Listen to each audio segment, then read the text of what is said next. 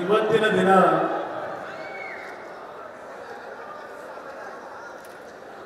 ಜಾತ್ಯತೀತ ಜನತಾದಳದ ರಾಷ್ಟ್ರೀಯ ಅಧ್ಯಕ್ಷರಾಗಿರ್ತಕ್ಕಂಥ ಹಾಗೂ ದೇಶದ ಮಾಜಿ ಪ್ರಧಾನಮಂತ್ರಿಗಳಾಗಿ ಅತ್ಯುತ್ತಮವಾದಂಥ ರೀತಿಯ ಒಂದು 10 ತಿಂಗಳ ಆಡಳಿತವನ್ನು ದೇಶದ ಜನತೆಗೆ ನೀಡಿರ್ತಕ್ಕಂಥ ಸನ್ಮಾನ್ಯ ದೇವೇಗೌಡರ ಒಂದು ನಾಯಕತ್ವದಲ್ಲಿ ಅವರ ಮಾರ್ಗದರ್ಶನದಲ್ಲಿ ರಾಜ್ಯದಲ್ಲಿ ಕಳೆದ 7 ತಿಂಗಳ ಹಿಂದೆ ವಿಧಾನಸಭೆಗೆ ನಡೆದಂತಹ ಸಾರ್ವತ್ರಿಕ ಚುನಾವಣೆಯ ನಂತರ ಜಾತ್ಯತೀತ ಜನತಾದಳದ ವತಿಯಿಂದ ಮೊದಲನೇ ಒಂದು ಸಮಾವೇಶವನ್ನ ಇವತ್ತೇನು ಹಲವಾರು ನಮ್ಮ ಪಕ್ಷದ ಮುಸಲ್ಮಾನ್ ಸಮಾಜದ ನಾಯಕರ ಒಂದು ನೇತೃತ್ವದಲ್ಲಿ ಈ ಒಂದು ಅತ್ಯಂತ ಯಶಸ್ವಿ ಕಾರ್ಯಕ್ರಮವನ್ನು ತಾವೆಲ್ಲ ನೆರವೇರಿಸಿದ್ದೇವೆ. ಇದು ಮೊದಲನೆಯ ಸಮಾವೇಶ ಚುನಾವಣೆ ನಂತರ. ಅದು ಅಲ್ಪಸಂಖ್ಯಾತ ಬಂಧುಗಳ ಸಮಾವೇಶವನ್ನ ಸನ್ಮಾನ್ಯ ದೇವೇಗೌಡರು ಮಾಡಲೇಬೇಕು ಅಂತ ಹೇಳಿ ನಮ್ಮೆಲ್ಲರಿಗೆ ತಾಕೀತು ಮಾಡಿ ಇಂಥ ಒಂದು ಚುನಾವಣೆಯ ನಂತರದ ಒಂದು ಐತಿಹಾಸಿಕವಾದ ಸಮಾವೇಶವನ್ನು ಮಾಡಿದ್ದಾರೆ. ಅಲ್ಪಸಂಖ್ಯಾತ ಬಂಧುಗಳು ಮುಸಲ್ಮಾನ್ ಬಂಧುಗಳ ಬಗ್ಗೆ ಸನ್ಮಾನ್ಯ ದೇವೇಗೌಡರು ಇಟ್ಟಿರ್ತಕ್ಕಂಥ ಒಂದು ಗೌರವ, ಒಂದು ವಿಶ್ವಾಸಕ್ಕೆ ಬಹುಶಃ ಇವತ್ತಿನ ಈ ಕಾರ್ಯಕ್ರಮದಲ್ಲಿ ನಾಡಿನಾದ್ಯಂತ ಬಂದಿರತಕ್ಕಂಥ ನನ್ನ ಮುಸಲ್ಮಾನ್ ಬಂಧುಗಳು ಅವರ ನಂಬಿಕೆಗೆ ವಿಶ್ವಾಸವನ್ನು ಮೂಡಿಸಿದ್ದೀರಿ. ಅವರ ನಿಮ್ಮಗಳ ಬಗ್ಗೆ ಇಟ್ಟಿರ್ತಕ್ಕಂಥ ಅವರ ಒಂದು ಭಾವನೆಗಳೇನಿದ್ದಾವೆ ಅದಕ್ಕೆ ಸಂಪೂರ್ಣವಾದಂತಹ ಬೆಂಬಲವನ್ನು ತಾವು ಕೊಡ್ತಕ್ಕಂಥ ನಿರ್ಧಾರವನ್ನು ಏನು ಮಾಡಿ ಇವತ್ತು ಈ ಕಾರ್ಯಕ್ರಮವನ್ನು ಯಶಸ್ವಿಗೊಳಿಸಿದ್ದೀರಿ. ಮೊದಲನೇದಾಗಿ ನನ್ನ ಹೃದಯ ತುಂಬಿದ ಗೌರವಪೂರ್ವಕವಾದ ವಂದನೆಗಳನ್ನು ತಮ್ಮೆಲ್ಲರಿಗೆ ಸಲ್ಲಿಸಲಿಕ್ಕೆ ಬಯಸ್ತಾ ಇದ್ದೇನೆ. ಇವತ್ತಿನ ಈ ಒಂದು ಸಮಾರಂಭದ ವೇದಿಕೆ ಮೇಲೆ ಪಕ್ಷದ ರಾಜ್ಯ ಘಟಕದ ಅಧ್ಯಕ್ಷರಾಗಿರ್ತಕ್ಕಂಥ ಮಾಜಿ ಸಚಿವರು, ಶಾಸಕ ಮಿತ್ರರು ಆಗಿರ್ತಕ್ಕಂಥ ಸನ್ಮಾನ್ಯ ವಿಶ್ವನಾಥ್ ಅವರು ವೇದಿಕೆ ಮೇಲೆ ಉಪಸ್ಥಿತರಿದ್ದು ಅವರು ಕೆಲವು ವಿಷಯಗಳನ್ನು ಪ್ರಸ್ತಾಪ ಮಾಡಿದ್ದಾರೆ. ಪಕ್ಷದ ರಾಷ್ಟ್ರೀಯ ಘಟಕದ ಮಹಾಪ್ರಧಾನ ಕಾರ್ಯದರ್ಶಿಗಳಾಗಿರ್ತಕ್ಕಂಥ ದಾನಿಶಾಲಿ ಅವರು, ಜಫರುಲ್ಲಾ ಖಾನ್ ಅವರು, ಫಾರೂಕ್ ಅವರು, ಮಾಜಿ ಸಚಿವರಾಗಿರ್ತಕ್ಕಂಥ ನಬಿ ಅವರು, ಹೀಗೆ ಹಲವಾರು ನಾಯಕರು ತಮ್ಮಗಳನ್ನು ಉದ್ದೇಶಿಸಿ ಮಾತನಾಡಿದ್ದಾರೆ. ಸುದೀರ್ಘವಾಗಿ ಸನ್ಮಾನ್ಯ ದೇವೇಗೌಡರು ಈ ದೇಶದಲ್ಲಿ ನಡೆದಿರ್ತಕ್ಕಂಥ ಹಲವಾರು ಘಟನೆಗಳನ್ನು ಇವತ್ತಿನ ಸಭೆಯಲ್ಲಿ ನಿಮ್ಮ ಮುಂದೆ ಇಟ್ಟಿದ್ದಾರೆ. ಇವತ್ತು ಈ ದೇಶಕ್ಕೆ ಯಾರ್ಯಾರ ಕೊಡುಗೆಗಳೇನಿದೆ, ವಿಶೇಷವಾಗಿ ಮುಸಲ್ಮಾನ್ ಬಂಧುಗಳ ಪರವಾಗಿ ಯಾರ್ಯಾರು ಏನೇನು ದೇಣಿಗೆಗಳನ್ನು ಕೊಟ್ಟಿದ್ದಾರೆ, ಈ ಒಂದು ಸಮಾಜದ ರಕ್ಷಣೆಗೆ ಸನ್ಮಾನ್ಯ ದೇವೇಗೌಡರು ಕೊಟ್ಟಂತಹ ಯೋಜನೆಗಳೇನು, ಪ್ರಧಾನಮಂತ್ರಿಗಳಾಗಿ ಮುಖ್ಯಮಂತ್ರಿಗಳಾಗಿ ಅವರು ತೆಗೆದುಕೊಂಡಂತಹ ಹಲವಾರು ನಿಮ್ಮಗಳ ಪರವಾದಂತಹ ತೀರ್ಮಾನಗಳೇನಿದ್ದಾವೆ ಅದೆಲ್ಲವನ್ನು ಸುದೀರ್ಘವಾಗಿ ನಿಮ್ಮ ಮುಂದೆ ಇಟ್ಟಿದ್ದಾರೆ. ಅದರ ಜೊತೆಯಲ್ಲಿ ಹುಬ್ಬಳ್ಳಿಯಲ್ಲಿ ನಡೆದಂತಹ ಈದ್ಗಾ ಮೈದಾನದ ಸಮಸ್ಯೆ, ಚಿಕ್ಕಮಗಳೂರಿನ ಬಾಬಾ ಬುಡನ್ಗಿರಿಯ ಸಮಸ್ಯೆ, ಇದು ಎಲ್ಲದರ ವಿಷಯಗಳನ್ನ ಮಾತನಾಡಿದಂಥ ನಾಯಕರುಗಳೇನು ಹೇಳಿದ್ದಾರೆ. ನಾನು ವಿಶೇಷವಾಗಿ ಮುಸಲ್ಮಾನ್ ಬಂಧುಗಳಲ್ಲಿ ಈ ವೇದಿಕೆ ಮುಖಾಂತರ ನಾವೇನಾದರೂ ನಿಮ್ಮಗಳ ಮುಂದೆ ನಿಮ್ಮ ಒಂದು ನಂಬಿಕೆಗಳನ್ನ ಎಲ್ಲೋ ಒಂದು ಕಡೆ ನಮ್ಮದೇ ಇರ್ತಕ್ಕಂಥ ರೀತಿಯಲ್ಲಿ ಹೊರಟಿದ್ದೇವೇನೋ ಅಂತಕ್ಕಂಥ ಭಾವನೆಯನ್ನ ಕಳೆದ ವಿಧಾನಸಭೆಯ ಚುನಾವಣೆಯಲ್ಲಿ ಕೆಲವು ಶಕ್ತಿಗಳು ನಿಮ್ಮ ಒಂದು ಜನತಾದಳದ ಬಗ್ಗೆ ಇರ್ತಕ್ಕಂಥ ಒಂದು ಆತ್ಮೀಯತೆಯನ್ನ ನಮ್ಮಿಂದ ದೂರ ಸರಿಸತಕ್ಕಂಥ ಕೆಲಸದಲ್ಲಿ ಸ್ವಲ್ಪ ಮಟ್ಟಿನ ಯಶಸ್ಸನ್ನು ಕಂಡಿದ್ದಾರೆ. ನಮ್ಮಗಳ ಬಗ್ಗೆ ನಿಮಗೆ ಏನಾದರೂ ಅನುಮಾನ ಇದ್ದರೆ ದಯವಿಟ್ಟು ಅದನ್ನು ದೂರ ಇವತ್ತು ಸರಿಸತಕ್ಕಂಥ ಕೆಲಸವನ್ನ ತಾವೆಲ್ಲರೂ ಮಾಡಬೇಕು ಅಂತಕ್ಕಂಥ ಮೊದಲನೇದಾಗಿ ನನ್ನ ಕಳಕಳೆಯ ಮನವಿಯನ್ನ ಕೈ ಜೋಡಿಸಿ ಮನವಿ ಮಾಡ್ತಕ್ಕಂಥದ್ದು ಮುಖಾಂತರ ನಿಮ್ಮೆಲ್ಲರ ಮುಂದೆ ನನ್ನ ನಿವೇದನೆಯನ್ನ ಮಾಡಲಿಕ್ಕೆ ಬಯಸ್ತೇನೆ. ದಯವಿಟ್ಟು ಈ ನಾಡಿನ ಅಲ್ಪಸಂಖ್ಯಾತ ಬಂಧುಗಳು ಯೋಚನೆಯನ್ನ ಮಾಡಿ. ಜಾತ್ಯತೀತ ಜನತಾದಳ ಈಗಾಗಲೇ ದೇವೇಗೌಡರು ಚರ್ಚೆ ಮಾಡಿದರು. 2006 ಮತ್ತು 2007 ಅವತ್ತಿನ ಅತಂತ್ರ ಸ್ಥಿತಿಯಲ್ಲಿ ನಾನು ಯಾವ ಕಾರಣಕ್ಕೋಸ್ಕರವಾಗಿ ಬಿಜೆಪಿಯವರ ಕೈ ಜೋಡಿಸಬೇಕಾದಂತ ಅನಿವಾರ್ಯ ಪರಿಸ್ಥಿತಿಗೆ ನನ್ನನ್ನು ಯಾರು ದುಡ್ಡಿದ್ದಾರೆ ಅವತ್ತು ಬಿಜೆಪಿಯ ಜೊತೆ ಸರ್ಕಾರ ಮಾಡಿದಾಗಲೂ ಮುಸಲ್ಮಾನ್ ಬಂಧುಗಳಿಗೆ ರಕ್ಷಣೆಯನ್ನು ಕೊಡ್ತಕ್ಕಂಥದ್ರಲ್ಲಿ ನಾನು ಎಂದೂ ಮುಸಲ್ಮಾನ್ ಸಮಾಜಕ್ಕೆ ಅನ್ಯಾಯವನ್ನು ಮಾಡಿಲ್ಲ. ಅದನ್ನು ದಯವಿಟ್ಟು ತಾವು ಯೋಚನೆ ಮಾಡಿ. ಇವತ್ತು ಕರ್ನಾಟಕ ರಾಜ್ಯದಲ್ಲಿ 104 ಬಿಜೆಪಿಯ ಅಭ್ಯರ್ಥಿಗಳು ಗೆಲ್ಲಲಿಕ್ಕೆ ಕಾರಣ ಏನು? ತಾವೇ ಇವತ್ತು ಅವಲೋಕನ ಮಾಡಬೇಕಾಗ್ತದೆ, ಆತ್ಮವಿಮರ್ಶೆಯನ್ನು ಮಾಡ್ಕೋಬೇಕಾಗ್ತದೆ. ಬಿಜೆಪಿಯ ನಿಜವಾದಂತಹ ಶಕ್ತಿ ಕಳೆದ ವಿಧಾನಸಭೆಯ ಚುನಾವಣೆಯಲ್ಲಿ 70-75 ಸ್ಥಾನವನ್ನ ಅವರು ಮುಟ್ತಕ್ಕಂಥದ್ದಕ್ಕೆ ಕಷ್ಟ ಇತ್ತು ಅವರಿಗೆ. ಆದರೆ ನಿಮ್ಮಗಳಲ್ಲಿ ಒಂದು ಭಾವನೆಯನ್ನು ಕೆಲವರು ಮೂಡಿಸಿದ್ರು. ಜೆಡಿಎಸ್ ಪಕ್ಷಕ್ಕೆ ಮತ ಹಾಕಿಬಿಟ್ರೆ ಬಿಜೆಪಿಯ ಜೊತೆ ಕೈ ಜೋಡಿಸಿ ಹೊರಟೋಗ್ತಾರೆ ಕುಮಾರಸ್ವಾಮಿ ಅವರು. ಜೆಡಿಎಸ್ ಪಕ್ಷ ಬಿಜೆಪಿಯ ಬಿ ಟೀಮ್ ಅಂತಕ್ಕಂಥ ರೀತಿಯಲ್ಲಿ ನಮ್ಮನ್ನ ಬಿಂಬಿಸಿದ್ರು. ನೀವು ಎಲ್ಲ ಒಂದು ಕಡೆ ನಿಮ್ಮಗಳ ಒಂದು ರಕ್ಷಣೆಗೆ, ನಿಮ್ಮ ಸಮಾಜಕ್ಕೆ ಯಾವುದೇ ರೀತಿಯ ಸಮಸ್ಯೆಗಳಾಗಬಾರದು ಅಂತಕ್ಕಂಥ ಹಿನ್ನೆಲೆಯಲ್ಲಿ ತಾವು ಅವತ್ತಿನ ತೆಗೆದುಕೊಂಡಂತ ನಿರ್ಧಾರ ಏನಿದೆ, ದಯವಿಟ್ಟು ಮತ್ತೆ ಅಂತ ಒಂದು ಅನುಮಾನದ ನಿರ್ಧಾರಗಳಿಂದ ಈ ನಾಡಿನಲ್ಲಿ, ದೇಶದಲ್ಲಿ ಪುನಃ ಬಿಜೆಪಿಗೆ ಶಕ್ತಿಯನ್ನು ತುಂಬತಕ್ಕಂಥ ಕೆಲಸ ಆಗಬಾರದು ಅನ್ನೋದಕ್ಕೆ ನಿಮ್ಮಲ್ಲಿ ನಾನು ಕೈ ಜೋಡಿಸಿ ಮನವಿ ಮಾಡ್ತಾ ಇರ್ತಕ್ಕಂಥದ್ದು. ನಾನು ಕಳೆದ ವಿಧಾನಸಭಾ ಚುನಾವಣೆಯ ಸಂದರ್ಭದಲ್ಲಿ ಒಂದು ಮಾತು ಹೇಳಿದ್ದೇನೆ. ನರೇಂದ್ರ ಮೋದಿ ಅವರ ಓಟವನ್ನ, ನರೇಂದ್ರ ಮೋದಿ ಅವರ ಕುದುರೆಯನ್ನ, ಅಶ್ವಮೇಧದ ಕುದುರೆಯನ್ನ ಕಟ್ಟಾಕಲಿಕ್ಕೆ ಸಾಧ್ಯ ಇರ್ತಕ್ಕಂಥದ್ದು ಇವತ್ತು ಈ ರಾಜ್ಯದಲ್ಲಿ, ಈ ದೇಶದಲ್ಲಿ ಅದು ಸನ್ಮಾನ್ಯ ದೇವೇಗೌಡರ ಕೈನಲ್ಲಿ ಅಂತಕ್ಕಂಥದ್ದನ್ನ ಅವತ್ತಿನ ದಿನ ಏನ್ ಹೇಳಿದ್ದೇನೆ, ಇವತ್ತು ಅದನ್ನು ಪುನರುಚ್ಚಾರ ಮಾಡ್ತಾ ಇದ್ದೇನೆ. ಕಳೆದ ವಿಧಾನಸಭೆಯ ಚುನಾವಣೆಯಲ್ಲಿ 37 ಸ್ಥಾನಗಳನ್ನು ಈ ನಾಡಿನ ಜನತೆ ಕೊಟ್ಟಿದ್ದಾರೆ ಈ ಪಕ್ಷಕ್ಕೆ. ನನ್ನನ್ನು ಇವತ್ತು ಮುಖ್ಯಮಂತ್ರಿ ಮಾಡತಕ್ಕಂಥದ್ರಲ್ಲಿ ಬೆಂಬಲವನ್ನು ಕೊಟ್ಟಿರ್ತಕ್ಕಂಥ ಕಾಂಗ್ರೆಸ್ನ ನಾಯಕರು ಸುಮಾರು 80 ಸ್ಥಾನಗಳಲ್ಲಿ ಆ ಪಕ್ಷದ ಶಾಸಕರೇನಿದ್ದಾರೆ ಅವರು ಇವತ್ತು ನನಗೆ ಬೆಂಬಲವನ್ನು ಕೊಟ್ಟು ಈ ನಾಡಿನ ಮುಖ್ಯಮಂತ್ರಿಯಾಗಿ ಕೆಲಸವನ್ನು ನಿರ್ವಹಣೆ ಮಾಡತಕ್ಕಂಥದ್ದಕ್ಕೆ ಅವಕಾಶವನ್ನು ಕೊಟ್ಟಿದ್ದಾರೆ.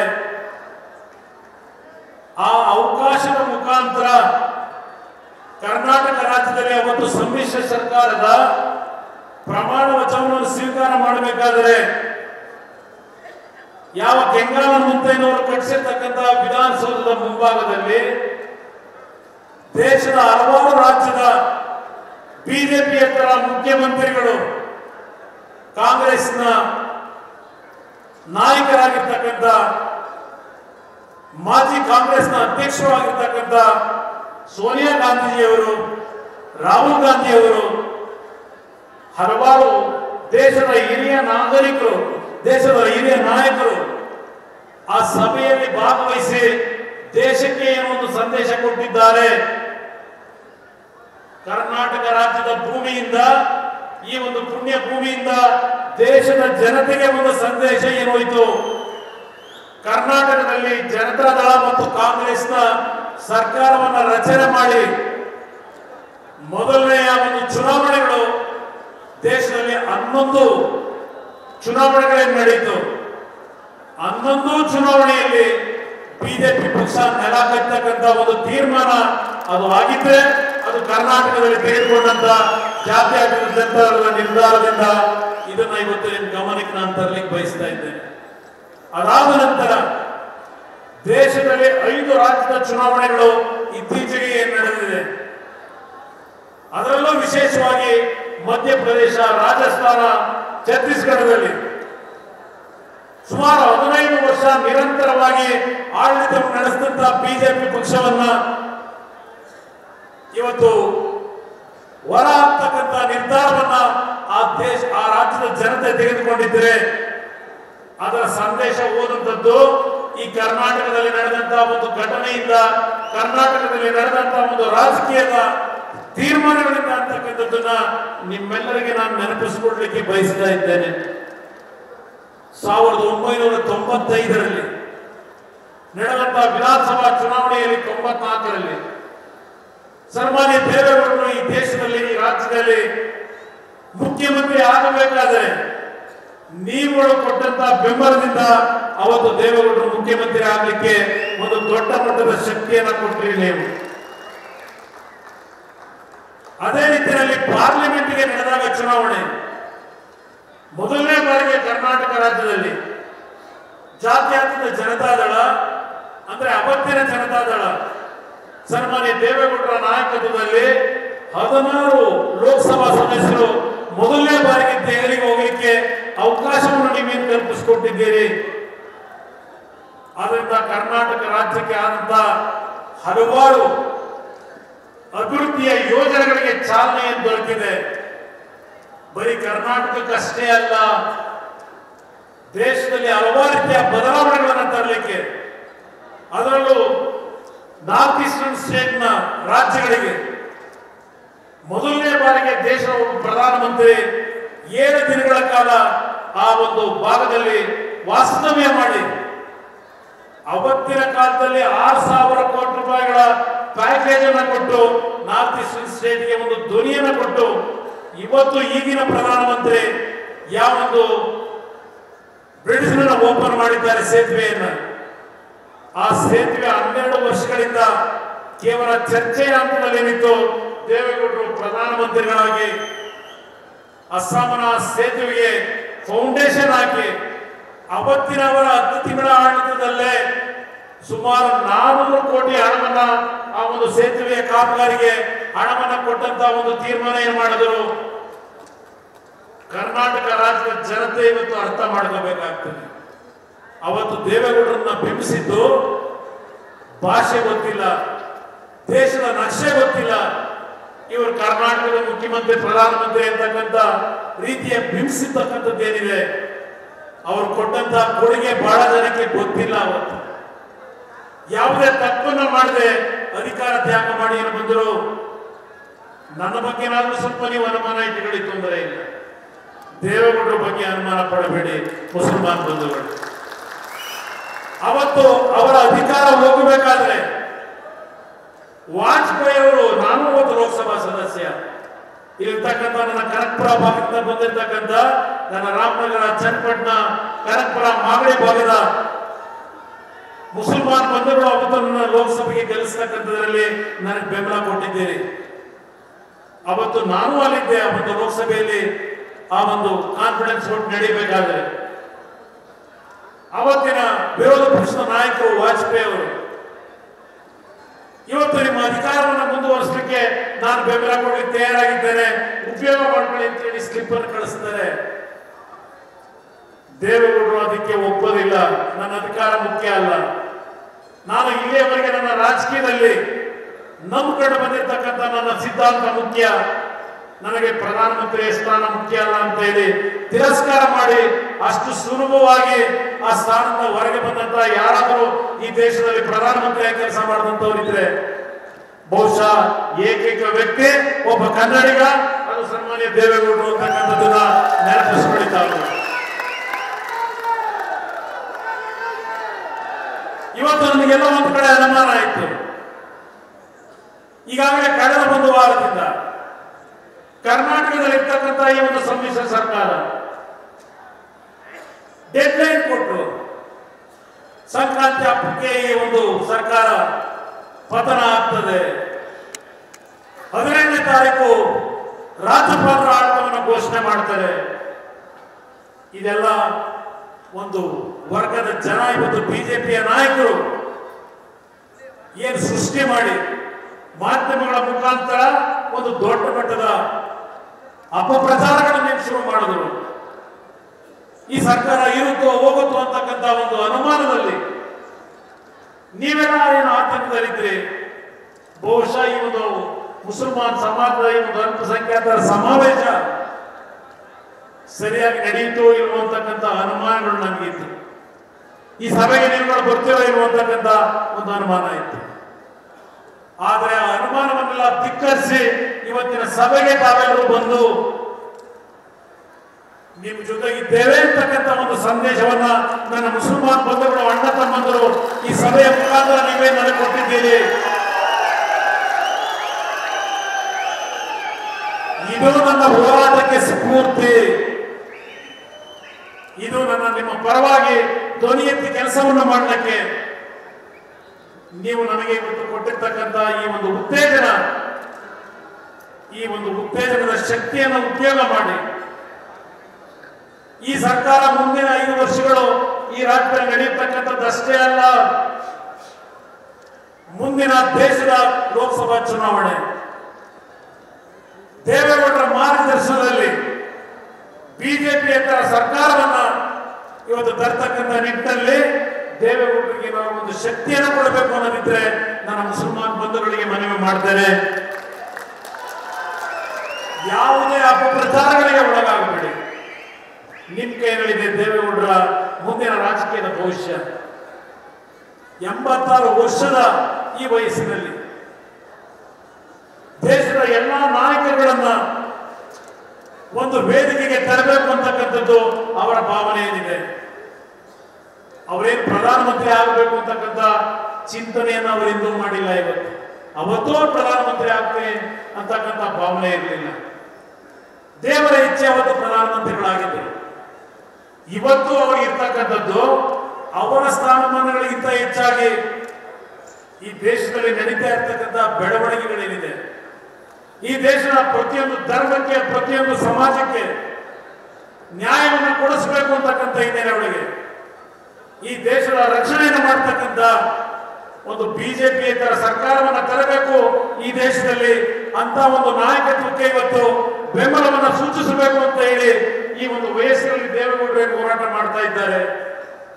ಅವರ ಹೋರಾಟಕ್ಕೆ ಈ ನಾಡಿನ ನನ್ನ ಮುಸಲ್ಮಾನ್ ಬಂಧುಗಳು, ಈ ನಾಡಿನ ರಾಜ್ಯದ 6.5 ಕೋಟಿ ಜನತೆ ಬೆಂಬಲವನ್ನ ಮುಂದಿನ ಲೋಕಸಭಾ ಚುನಾವಣೆಯಲ್ಲಿ ಈ ಒಂದು ಮೈತ್ರಿ ಸರ್ಕಾರಕ್ಕೆ, ಈ ಒಂದು ಸಮ್ಮಿಶ್ರ ಸರ್ಕಾರಕ್ಕೆ ಬೆಂಬಲವನ್ನ ಕೊಡಬೇಕು ಬೇಡವೋ ತೀರ್ಮಾನವನ್ನು ಇವತ್ತು ನೀವು ಮಾಡಬೇಕು ಅನ್ನೋದನ್ನ ಈ ನಾಡಿನ ಜನತೆಗೆ ಈ ವೇದಿಕೆ ಮುಖಾಂತರ ಮನವಿಯನ್ನ ಮಾಡಲಿಕ್ಕೆ ಬಯಸ್ತಾ ಇದ್ದೇನೆ. ಹಲವಾರು ಜನರಲ್ಲಿ ಒಂದು ಭಾವನೆ ಇದೆ, ಕುಮಾರಸ್ವಾಮಿ ಬರೀ ರೈತರ ಪರವಾಗಿದ್ದಾರೆ. ಕುಮಾರಸ್ವಾಮಿ ಇವತ್ತು ಬರೀ ರೈತರ ಸಾಲ ಮನ್ನಾ ಮಾಡಲಿಕ್ಕೆ ಅವನು ಗಮನ ಕೊಟ್ಟಿದ್ದಾರೆ. ಭೂಮಿಯಿಂದ ಇರ್ತಕ್ಕಂಥ ಕೂಲಿ ಕಾರ್ಮಿಕರು, ಯಾವುದೇ ಒಂದು ವೃತ್ತಿಯಲ್ಲಿ ಇವತ್ತು ನೌಕರಿಯಿಂದ ಇರ್ತಕ್ಕಂಥ ನಮ್ಮ ಯುವಕರು, ಕುಮಾರಸ್ವಾಮಿ ನಮಗೇನು ಮಾಡ್ತಾನೆ, ಇವರು ಬರೀ ಸಾಲ ಮನ್ನಾ ಕಡೆ ಗಮನ ಕೊಟ್ಟಿದ್ದಾರೆ ಅಂತಕ್ಕಂಥ ಭಾವನೆಗಳು ನಿಮ್ಮಲ್ಲಿದ್ದರೆ ಈ ನಾಡಿನ ಜನತೆಯಲ್ಲಿ ಈ ಸರ್ಕಾರ ಕೇವಲ ರೈತರ ಸಾಲ ಮನ್ನಾ ಮಾಡತಕ್ಕಂಥ ಕಾರ್ಯಕ್ರಮಕ್ಕಷ್ಟೇ ಸೀಮಿತವಾಗಿಲ್ಲ. ಇದು ಈ ಸರ್ಕಾರದ ಮುಖಾಂತರ ಈ ನಾಡಿನ ಯುವಕ ಮಿತ್ರರಿಗೆ ಉದ್ಯೋಗವನ್ನು ಸೃಷ್ಟಿ ಮಾಡಬೇಕು ಅಂತಕ್ಕಂಥದ್ದು ನನ್ನ ಒಂದು ದೂರದೃಷ್ಟಿಯ ಕೆಲವು ಕಾರ್ಯಕ್ರಮಗಳಿಗೆ ಚಾಲನೆಯನ್ನು ಕೊಡ್ತಾ ಇದ್ದೇನೆ. ಬರೀ ಸಾಲ ಮನ್ನಾ ಅಲ್ಲ, ನನ್ನ ಒಂದು ಕಾರ್ಯಕ್ರಮ ಬಡವರ ಬಂಧು ಅಂತಕ್ಕಂಥ ಒಂದು ಯೋಜನೆ ತರಬೇಕು ಅಂತ ಏನು ಹೊರಟಿದ್ದೇನೆ.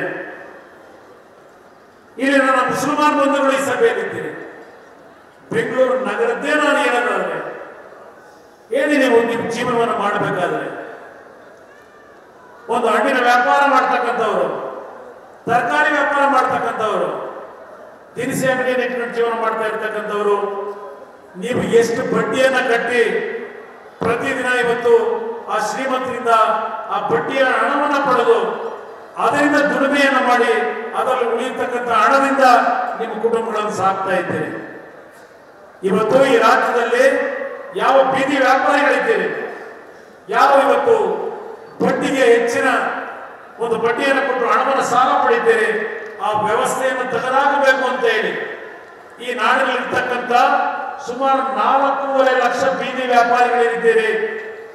ನಿಮ್ಮೆಲ್ಲರಿಗೆ ಸರ್ಕಾರದ ಮುಖಾಂತರವೇ ಬಡ್ಡಿ ರಹಿತವಾದಂತಹ ಸಾಲವನ್ನು ನಿಮ್ಮ ಕುಟುಂಬಗಳ ನಿರ್ವಹಣೆಗೆ 1,000 ರೂಪಾಯಿನಿಂದ 10,000 ರೂಪಾಯಿಗಳವರೆಗೆ ನಿಮ್ಮ ಪ್ರತಿನಿತ್ಯದ ಒಂದು ವ್ಯವಹಾರಕ್ಕೆ ಹಣವನ್ನು ಕೊಡ್ತಕ್ಕಂಥ ಯೋಜನೆಯನ್ನು ಪ್ರಾರಂಭ ಮಾಡಿದ್ದೇವೆ. ಹಲವಾರು ಕುಟುಂಬದಲ್ಲಿ ನೀವು ಈ ಒಂದು ಚಕ್ರ ಬಡ್ಡಿ, ಮೀಟರ್ ಬಡ್ಡಿಯನ್ನ ಕೊಟ್ಟು ಹಣವನ್ನು ಪಡೆದು ನಿಮ್ಮ ಆಸ್ತಿಗಳನ್ನು ಏನು ಕಳ್ಕೊಂಡಿದ್ದೀರಿ. ನನ್ನ ಮುಂದೆ ಬಂದಂತಹ ಸಂದರ್ಭದಲ್ಲಿ ಇವತ್ತಿನ ಒಂದು ಕಾನೂನು ವ್ಯವಸ್ಥೆಗಳಿಗೆ ನಿಮ್ಮಂತಹ ಕುಟುಂಬಗಳಿಗೆ ರಕ್ಷಣೆಯನ್ನು ಮಾಡಲಿಕ್ಕೆ ಪ್ರಾಮಾಣಿಕವಾದ ಅಧಿಕಾರಿಗಳಿಗೆ ಇವತ್ತು ಸೂಚನೆ ಕೊಟ್ಟಿದ್ದೇನೆ. ಇದನ್ನು ತಾವು ಅರ್ಥ ಮಾಡ್ಕೋಬೇಕು. ಇವತ್ತು ಬೆಂಗಳೂರು ನಗರಕ್ಕೆ ಸುಮಾರು 1 ಲಕ್ಷ ಕೋಟಿಗೂ ಹೆಚ್ಚಿನ ಹಣವನ್ನ ರಸ್ತೆಗಳ ಕಾಮಗಾರಿಗೆ, ಬಡವರಿಗೆ ಮನೆಗಳನ್ನ ಕಟ್ಟಬೇಕು ಅಂತ ಹೇಳಿ ಇವತ್ತು ರಾಜ್ಯದಲ್ಲಿ ಕಾರ್ಯಕ್ರಮವನ್ನು ಪ್ರಾರಂಭ ಮಾಡಿದ್ದೇವೆ. ದಯವಿಟ್ಟು ತಾವೆಲ್ಲರೂ ಅರ್ಥವನ್ನು ಮಾಡ್ಕೋಬೇಕು. ಇವತ್ತು ನಾನು ನನ್ನ ಮೇಲೆ ಅನುಮಾನ ಪಟ್ರಿ, JP ನಗರದ ಮನೆಯಿಂದ ನಾನು ಹೊರಟಾಗ ನಿಮ್ಮ JC ರೋಡ್ನಲ್ಲಿ ಕೆಲಸ ಮಾಡ್ತಕ್ಕಂಥ ನನ್ನ ಮುಸಲ್ಮಾನ್ ಬಂಧುಗಳು ನನ್ನ ಕಾನ್ವಾಯಲ್ಲಿ ಬರ್ತಕ್ಕಂಥ ಸೌಂಡ್ ಕೇಳಿದ ತಕ್ಷಣ 100 ಜನ 200 ಜನ ಆ ಒಂದು ಟೈರ್ ಅಂಗಡಿಗಳ ಮುಂದೆ ಬಂದು ನಿಂತು ನನಗೆ ಆಶೀರ್ವಾದ ಮಾಡ್ತಕ್ಕಂಥ, ನಿಮ್ಮ ಕೈಯಿಂದ ಬೀಸ್ತಕ್ಕಂಥ ನಿಮ್ಮ ಪ್ರೀತಿ ಇವತ್ತೇ ನನಗೆ ತೋರಿಸ್ತಾ ಇದ್ದೀರಿ ನನ್ನ ಮುಸಲ್ಮಾನ್ ಬಂಧುಗಳು. ಆ JC ರೋಡ್ನಲ್ಲಿ ಅದೇ ಸ್ವಲ್ಪ ಪ್ರೀತಿಯನ್ನ ಮೊನ್ನೆ ಸಾರ್ವತ್ರಿಕ ಚುನಾವಣೆಯಲ್ಲಿ ನಮ್ಮ ಪಕ್ಷದ ಬಗ್ಗೆ ಕರಿಕರ ಇಟ್ಟುಕೊಟ್ಟಿದ್ರೆ ನಾನಿವತ್ತು 70-75 ಸೀಟ್ ಮೇಲೆ ನಾನು ಇಲ್ಲಿ ಇರ್ತಿದ್ದೆ. ಬಿಜೆಪಿ 70-75 ಸೀಟಿಗೆ ಇಳಿತಾ ಇದ್ದೆ. ಅದಕ್ಕೋಸ್ಕರಲೇ ನೀವು ಮನವಿ ಮಾಡ್ತಾ ಇದ್ದೀರಿ. ಈ ಪಕ್ಷ ನಿಮ್ಮದು, ಇದು ನೀವು ನಮಗೆ ಬೆಂಬಲ ಕೊಟ್ಟರೆ ಈ ಪಕ್ಷ ಉಳಿಸ್ತೀವಿ. ನೀವು ಬೆಂಬಲ ಕೊಡದೇ ಇದ್ದರೆ ನಾನೇನು ಮಾಡಬೇಕು? ಯಾರ ಪರವಾಗಿ ನನ್ನ ಧ್ವನಿಯನ್ನು ಹೋರಾಟ ಮಾಡಬೇಕು? ನಾನು ಬಡವರ ಪರವಾಗಿರೋನು. ನನಗೆ ಜಾತಿ ಇಲ್ಲ, ನನಗೆ ಜಾತಿ ಇಲ್ಲ. ನೀವು ಅರ್ಥ ಮಾಡ್ಕೋಬೇಕು. ಇವತ್ತು ಈ ಸರ್ಕಾರವನ್ನು ನಾನು ನಡೆಸಬೇಕಾದ್ರೆ ನನ್ನ ಮುಸಲ್ಮಾನ್ ಬಂಧುಗಳು ಅರ್ಥ ಮಾಡ್ಕೊಳ್ಳಿ, ನಾನು ಯಾವ್ಯಾವ ರೀತಿ ಸರ್ಕಸ್ ಮಾಡಬೇಕಾಗಿದೆ ಈ ಸರ್ಕಾರ ನಡೆಸಬೇಕಾದ್ರೆ. 7 ತಿಂಗಳಿಂದ ನಾನು ಸರ್ಕಾರ ರಚನೆ ಮಾಡಿದಂತ ದಿನದಿಂದ ಪ್ರತಿದಿನ ಈ ಸರ್ಕಾರ ಈಗ ಬಿದ್ದೋಯ್ತು, ಆಗ ಬಿದ್ದೋಯ್ತು, ಮಧ್ಯಾಹ್ನ ಹೋಯ್ತು, ರಾತ್ರಿ ಹೋಗುತ್ತೆ, ಬೆಂಬಲ ವಾಪಸ್ ಬಿಡೋದು, ಯಾರೋ 5 ಜನ ಹೋದ್ರು ಬಿಟ್ಟು ಹೋದ್ರು, ನಿರಂತರವಾಗಿ ನಡೀತಾ ಇದೆ. ಇಂತಹ ಪರಿಸ್ಥಿತಿ ಒಳಗೆ ನನ್ನ ಅಧಿಕಾರಿಗಳ ಮುಖಾಂತರ ಯಾವ ರೀತಿ ನಾನು ಕೆಲಸ ಮಾಡ್ಲಿಕ್ಕೆ ಸಾಧ್ಯ? ನಾನು ಯಾವ ಮಟ್ಟದಲ್ಲಿ ಇವತ್ತು ಏನು ಈ ಒಂದು ಸಮ್ಮಿಶ್ರ ಸರ್ಕಾರವನ್ನ ಸುಭದ್ರವಾಗಿ ನಡೆಸಲಿಕ್ಕೆ ನನಗಿರ್ತಕ್ಕಂಥ ಅಡಚಣೆಗಳು ಏನಾಗ್ತಿದ್ದಾವೆ ಇದೆಲ್ಲವನ್ನ ನಾನು ಬಿಡಿಸಿ ಹೇಳಲಿಕ್ಕೆ ಆಗೋದಿಲ್ಲ. ಆದರೂ ನಿಮ್ಮೆಲ್ಲರಿಗೂ ಒಂದು ಮಾತು ಕೊಡ್ತೀನಿ, ನನ್ನ ಅಲ್ಪಸಂಖ್ಯಾತ ಬಂಧುಗಳಿಗೆ, ಯಾರೇ ಈ ಸರ್ಕಾರವನ್ನು ಅಧೀನಗೊಳಿಸಬೇಕು ಅಂದರು, ಯಾರೇ ಈ ಸರ್ಕಾರವನ್ನ ಅಭದ್ರಗೊಳಿಸ್ತೀನಿ ಎಂದರು, ನಿಮ್ಮ ಆಶೀರ್ವಾದ ನಮಗಿರಲಿ. ನಿಮ್ಮ ಆಶೀರ್ವಾದ ಬಲದಿಂದ ಈ ಸರ್ಕಾರವನ್ನು ಮುನ್ನಡೆಸ್ತಕ್ಕಂಥದ್ದಷ್ಟೇ ಅಲ್ಲ, ಮುಂದಿನ ಲೋಕಸಭೆಯ ಚುನಾವಣೆಯಲ್ಲಿ ಈ ಒಂದು ಕಾಂಗ್ರೆಸ್ JDS ಪಕ್ಷದ ಮೈತ್ರಿ ಸರ್ಕಾರವನ್ನು ಇವತ್ತೇ ನಡೆಸ್ತಾ ಇದ್ದೇವೆ. ಈ ಉದ್ದೇಶ ಕೇವಲ ಈ ಸರ್ಕಾರದಲ್ಲಿ ನಾನು ಮುಖ್ಯಮಂತ್ರಿಯಾಗಿ 5 ವರ್ಷ ಇರಬೇಕು ಅನ್ನೋದಕ್ಕೆಲ್ಲ ಈ ಸರ್ಕಾರ ಮಾಡಿರೋದು ಸನ್ಮಾನ್ಯ ದೇವೇಗೌಡರು. ಈ ಸರ್ಕಾರವನ್ನು ರಚನೆ ಮಾಡಲಿಕ್ಕೆ ಕಾರಣ ಈ ದೇಶದಲ್ಲಿ ಬಿಜೆಪಿ ಪಕ್ಷವನ್ನು ಕಿತ್ತಾಕಬೇಕು, ಈ ದೇಶದಲ್ಲಿ ಒಂದು ಬಿಜೆಪಿ ಸರ್ಕಾರವನ್ನು ತರಬೇಕು. ಇದರ ಹಿನ್ನೆಲೆಯಲ್ಲಿ ಇವತ್ತು ಈ ಸರ್ಕಾರ ಕರ್ನಾಟಕ ರಾಜ್ಯದಲ್ಲಿ ರಚನೆ ಆಗಿದೆ. ಅದು ಹೊರತುಪಡಿಸಿ ಅಧಿಕಾರಕ್ಕೋಸ್ಕರವಾಗಿ ಈ ಸರ್ಕಾರವನ್ನು ನಾವು ಇವತ್ತು ರಚನೆ ಮಾಡಿಲ್ಲ. ಮುಂದಿನ ಲೋಕಸಭಾ ಚುನಾವಣೆಯಲ್ಲಿ 28ಕ್ಕೆ 28 ಲೋಕಸಭಾ ಕ್ಷೇತ್ರಗಳಲ್ಲಿ ಕಾಂಗ್ರೆಸ್ ಮತ್ತು ಜೆಡಿಎಸ್ನ ಅಭ್ಯರ್ಥಿಗಳು ಗೆಲ್ತಕ್ಕಂಥದ್ದು ನಮ್ಮ ಗುರಿಯನ್ನು ಮುಂದೆ ಹೊರಟಿದ್ದೇವೆ. ಆ ಗುರಿಯನ್ನು ನಾವು ತಲುಪಬೇಕಾದರೆ ನಮಗೆ ಆಶೀರ್ವಾದವನ್ನು ಮಾಡಿ, ನನಗೆ ಇನ್ನು 6 ತಿಂಗಳ ಅವಕಾಶ ಕೊಡಿ. ಈ ರಾಜ್ಯದಲ್ಲಿ ಬರವಾದಂತಹ ಕಾರ್ಯಕ್ರಮಗಳನ್ನು ಯಾವ್ಯಾವ ರೀತಿಯಲ್ಲಿ ಮುಂದಿನ ಬಜೆಟ್ನಲ್ಲಿ ಯಾವ ರೀತಿ ಯೋಜನೆಗಳನ್ನು ಕೊಡ್ತೇನೆ. ಇವತ್ತು ಈ ಸರ್ಕಾರದಲ್ಲಿ ಹಲವಾರು ರೀತಿಯ ಸವಾಲುಗಳಿದ್ದರೂ ಪ್ರತಿಯೊಬ್ಬ ಈ ನಾಡಿನ ಸಣ್ಣ ಒಬ್ಬ ಪ್ರಜೆ ಧ್ವನಿ ಇದೆ ಇರ್ತಕ್ಕಂಥವನು. ಪ್ರತಿಯೊಂದು ಕುಟುಂಬಕ್ಕೆ ಆರೋಗ್ಯವನ್ನು ಕೊಡಬೇಕು, ಪ್ರತಿಯೊಂದು ಕುಟುಂಬಕ್ಕೆ ಒಳ್ಳೆಯ ಶಿಕ್ಷಣವನ್ನು ಕೊಡಬೇಕು, ಪ್ರತಿಯೊಂದು ಕುಟುಂಬಕ್ಕೆ ಒಂದು ಮನೆಯ ಸೌಕರ್ಯವನ್ನು ಕೊಡಬೇಕು, ಪ್ರತಿಯೊಂದು ಕುಟುಂಬಕ್ಕೆ ಒಂದು ಉದ್ಯೋಗವನ್ನು ಕೊಡಬೇಕು. ಈ ಒಂದು ಚಿಂತನೆಯಿಂದ ನಾನೇನು ಹೊರಟಿದ್ದೇನೆ. ಈ ಸರ್ಕಾರ ನಿಮ್ಮ ಸರ್ಕಾರ ಅಂತಕ್ಕಂಥ ಭಾವನೆ ನಿಮ್ಮಲ್ಲಿ ಮೂಡಬೇಕು. ನನಗೆ ಅವತ್ತು ನನಗೆ ನೆಮ್ಮದಿ, ಈ ಸರ್ಕಾರವನ್ನ ಮಾಡಿದ್ದು ಸಾರ್ಥಕವಾಯಿತು ಅಂತಕ್ಕಂಥ ಭಾವನೆ ಈ ನಾಡಿನಲ್ಲಿ ಇವತ್ತು ನನಗೆ ಬರ್ತದೆ. ಈ ನಾಡಿನ 6.5 ಕೋಟಿ ಜನತೆಗೆ ಮನವಿ ಮಾಡ್ತೇನೆ.